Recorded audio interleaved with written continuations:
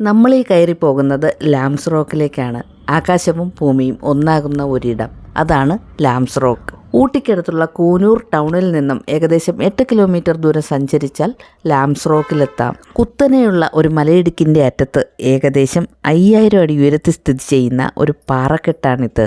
ഇവിടെ ടൂറിസ്റ്റുകളുടെ സന്ദർശന സമയം രാവിലെ 9 മണി മുതൽ വൈകിട്ട് 5:30 വരെയാണ്. എൻട്രി ഫീസ് ഉണ്ട്. മുതിർന്നവർക്ക് 40 രൂപയും കുട്ടികൾക്കും സ്റ്റുഡൻസിനും 20 രൂപയുമാണ്. ടിക്കറ്റൊക്കെ എടുത്ത് ഞങ്ങൾ മുകളിലേക്ക് കയറുകയാണ്.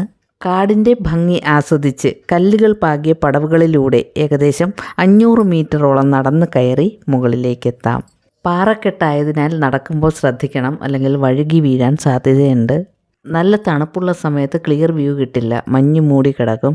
ഈ സ്ഥലത്തിന് ലാംസ് റോക്ക് എന്ന പേര് വരാൻ കാരണം ക്യാപ്റ്റൻ ലാംബ് എന്ന ബ്രിട്ടീഷ് ഉദ്യോഗസ്ഥൻ ഈ പ്രദേശത്തേക്ക് വരുന്നതിന് വേണ്ടിയിട്ട്, അതായത് ഈ പ്രദേശത്തേക്ക് എത്തിച്ചേരുന്നതിന് വേണ്ടിയിട്ട് ഒരു വഴി നിർമ്മിക്കുകയുണ്ടായി. അദ്ദേഹത്തിൻ്റെ പേരിൻ്റെ ഓർമ്മയ്ക്കായിട്ടാണ് ലാംസ് റോക്ക് എന്ന പേര് കിട്ടിയത്.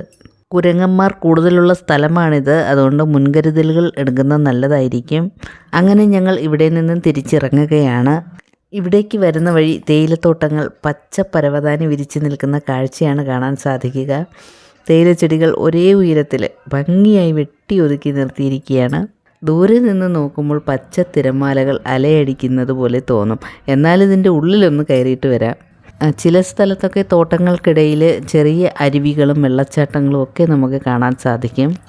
ലാംസ് റോക്കിൻ്റെ അടുത്തുള്ള വ്യൂ പോയിൻറ്റുകളിൽ നിന്ന് നോക്കിയാൽ ഭവാനി നദിയുടെ ഭാഗങ്ങളും മേട്ടുപ്പാളയം താഴ്വരയുടെ കാഴ്ചകളും കാണാം. ഈ റോഡാണെങ്കിൽ കുന്നുകളുടെ രൂപമനുസരിച്ച് വളഞ്ഞും പുളഞ്ഞും കിടക്കുന്നു. ഓരോ വളവിലും പുതിയ പുതിയ കാഴ്ചകൾ നമ്മളെ കാത്തിരിക്കുന്നു. തേയിലത്തോട്ടങ്ങൾക്ക് നടുവിലൂടെ സഞ്ചരിക്കുമ്പോൾ അതിമനോഹരമായ കാഴ്ചകളും അനുഭവങ്ങളും തരുന്ന ഊർജത്തോടൊപ്പം തേയിലയുടെ സുഗന്ധം കൂടി നമുക്ക് വീട്ടിലേക്ക് കൊണ്ടുപോകാം. Thanks for watching.